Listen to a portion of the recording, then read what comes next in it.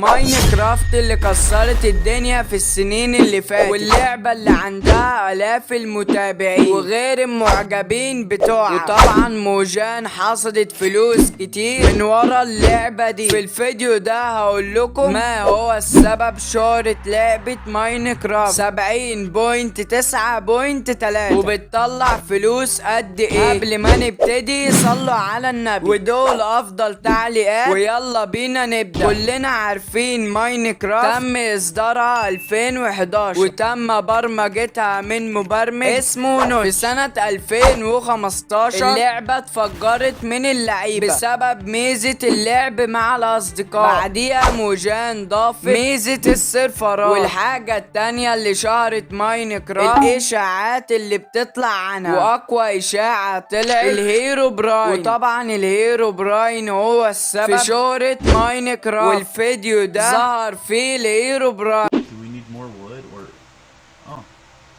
لما اللعيبة شافت الفيديو ده كلهم عاوزين يعرفوا قصة الكائن ده ايه، وماينكرافت خدت فلوس كتير من ورا الموضوع ده. وسبب شهرة ماينكرافت لان اللعبة عالم مفتوح، تقدر تعمل بيت او قصر، وجرافيك اللعبة بسيط حتى لو كان جهازك ضعيف، وده السبب اللي شهر اللعبة. والحاجة اللي بعد كده ان ماينكرافت بتنزل التحديثات ورا بعض، حتى لو كان التحديث كبير برضه بتنزله، ولو في خطأ في التحديث بتصلحه على طول. واللي خلى ماينكرافت تشتهر انها بتسمع اراء اللاعبين، والحاجة دي كانت بتفرق في شهرة اللعبة. وماينكرافت حرفيا اللعبة ابداعية ومفيش اي لعبة بالفكرة دي. والحاجة التانية اللي شهرت اللعبة انها بتسمح لك تضيف داتابات او مبات وحاجات تانية غير دي. فلازم تعرف ان ماينكرافت فعلا فيها كل حاجة، اكشن، مغامرات، رعب، تحديات، حماس. والسبب الاصلي فعلا فكرة المكعبات، فعلا دي فكرة حقيقية في شهرة ماينكرافت. لو عجبك الفيديو ياريت تصلي على اشرف الخلق سيدنا محمد صلى الله عليه وسلم. ما تنسانيش بقى يا اخويا باللايك والاشتراك، والسلام عليكم.